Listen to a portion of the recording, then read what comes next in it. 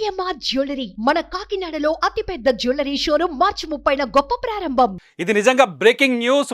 పిఠాపురంలో పవన్ కళ్యాణ్ యాత్రపై ఉత్కంఠ కొనసాగుతుంది. ప్రస్తుతానికి పవన్ కళ్యాణ్ యాత్రకి పోలీసులు బ్రేక్ వేసినట్టుగా తెలుస్తుంది.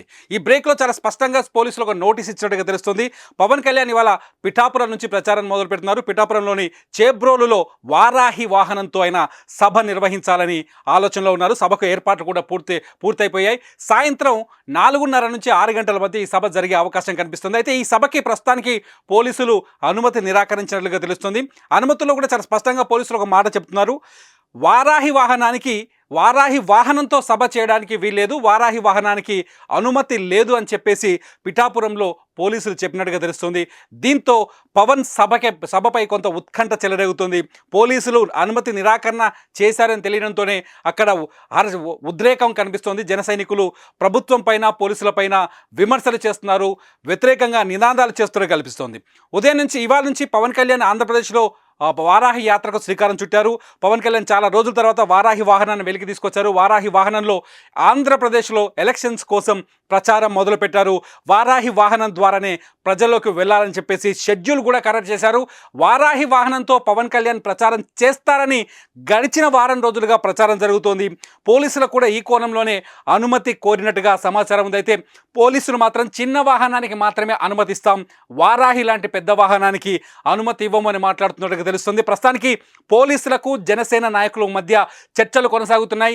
చేబ్రోలులో ఇప్పటికే పవన్ కళ్యాణ్ అభిమానులు కావచ్చు, జన సైనికులు కావచ్చు పవన్ కళ్యాణ్ స్పీచ్ కోసం ఎదురు చూస్తున్నారు.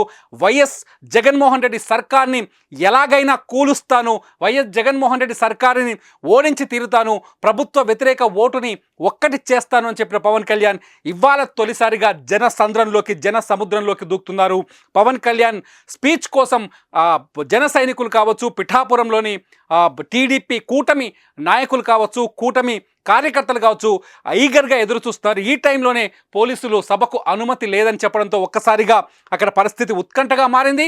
పవన్ కళ్యాణ్ సభకు అనుమతి ఉంటుందా లేదా అనే సస్పెన్స్ మొదలైంది. పోలీసులు మాత్రం చాలా స్పష్టంగా చెప్తున్నారు, వారాహి వాహనానికి అనుమతి లేదు, వారాహి లాంటి పెద్ద వాహనానికి అనుమతి లేదని చెబుతున్నట్టుగా తెలుస్తుంది.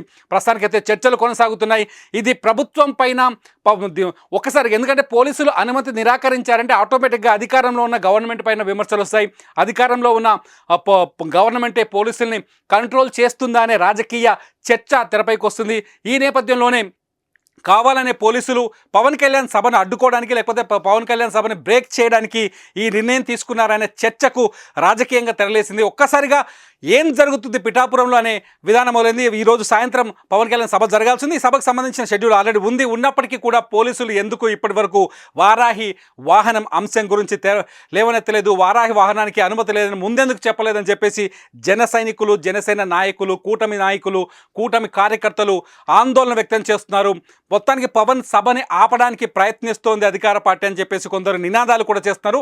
అక్కడ పరిస్థితి ఉద్రిక్తంగా కనిపిస్తోంది. చూద్దాం, మరి కాసేపట్లో పవన్ కళ్యాణ్ సభ మొదలు కావాల్సి ఉంది చేబ్రోలులో. ఈ సభకు పోలీసులు అనుమతిస్తారా లేదా, సభ ఎలా జరగబోతుందనేది మాత్రం ప్రస్తుతానికి ఉత్కంఠను రేపుతోంది. సుమన్ టీవీలో మీ పర్సనల్ అండ్ బిజినెస్ ప్రమోషన్స్ కోసం కింది నెంబర్కి కాంటాక్ట్ చేయండి.